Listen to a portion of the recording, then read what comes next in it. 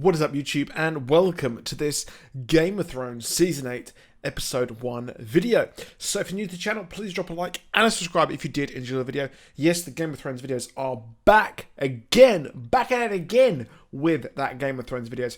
So there will be spoilers. One of a prominent Game of Thrones leaker, Fricky, has come out with some leaks there. So all credit to him. And I'm just going to discuss these with you. Now, we don't know if they are true or if they are false. I guess we'll find out in due course in just 19 days. I have finished my rewatch. I am all caught up once again. And there are many things I forgot even actually happened in the show. And things I really want to forget, like the Faith Militant storyline. Abysmal. But this is going to be a leak for episode 1 of season 8. So there are fair warnings here for spoilers. So we start off with the Dothraki and the Unsullied marching into Wintertown with Varys and Tyrion. And Jon and Bran finally have that reunion, which is pretty dope there.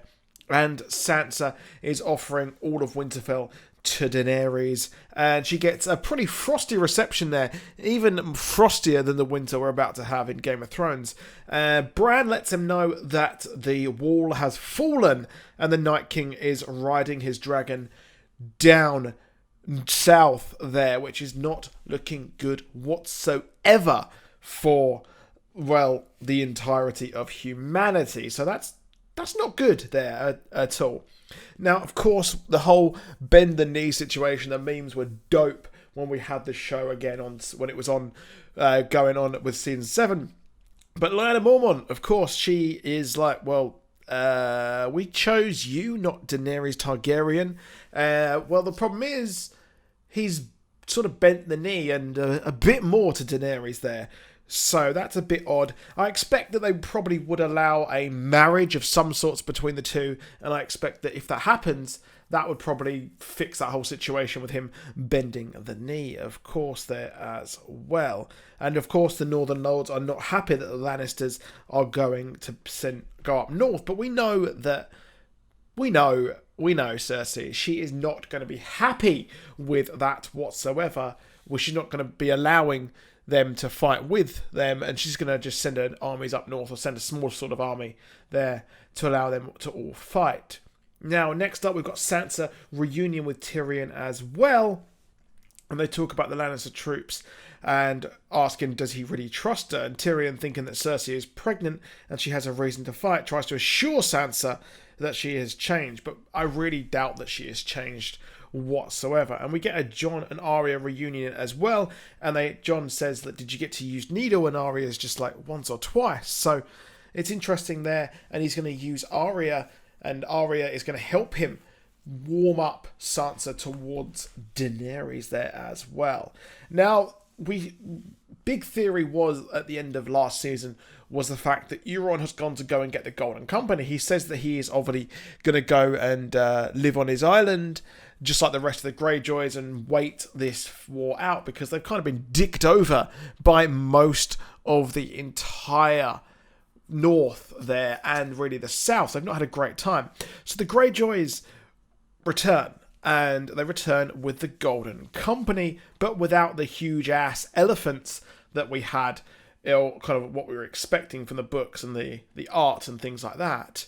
And Harry Strickland finally turns up with the Golden Company, and Cersei finally submits her ass to your boy Euron, the absolute rock star pirate lord, the absolute G himself. And I think he's a dude. Watching it again, I was just like, I love this guy, especially when he attacks the kind of rebel Greyjoy, when he steals Yara and Theon runs away. When he's coming off of that boat, I'm just like, this is cool. I love that as well. And I did love last season personally. But what else here is Cersei has a bit of a tantrum, and, well, she has to submit his ass to him. So, yeah, that's interesting. All the while, Yara, who is an absolute G herself, well, she's a Greyjoy, of course, and she is freed by Theon, as last season we knew that poor old Theon, downtrodden, finally decided to be a hero there. Went on and actually frees his sister Yara, which is pretty dope there. and they go north to help the Starks, and we're getting everyone ready for Winterfell, ready for that episode 3, that Battle of Winterfell, and that is really, really interesting. Now, next up, of course, back at Winterfell, there are many things to be organised, of course, as well, and there are very, very cool things going on with the Karstarks turning up. The Dothraki are going to keep Dany informed as well, and Dany gets on Drogon and dares Jon to get on Rhaegal, and Jon is a bit kind of like, should I? But he can ride the dragon, of course, because he is a dragon. Now, Arya and the Hound reunite even.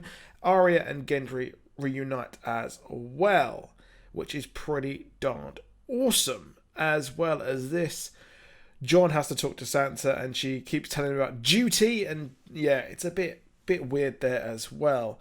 Now, Jorah introduced Sam to Dany, and of course, Dany is grateful for curing Jorah as well. And Sam is kind of, he's excited that the Queen wants to talk to him. And, she tells him about the whole burning of his family, which isn't that good. And Sam says, well, he wasn't a great father to me. And Dany's like, and your brother too.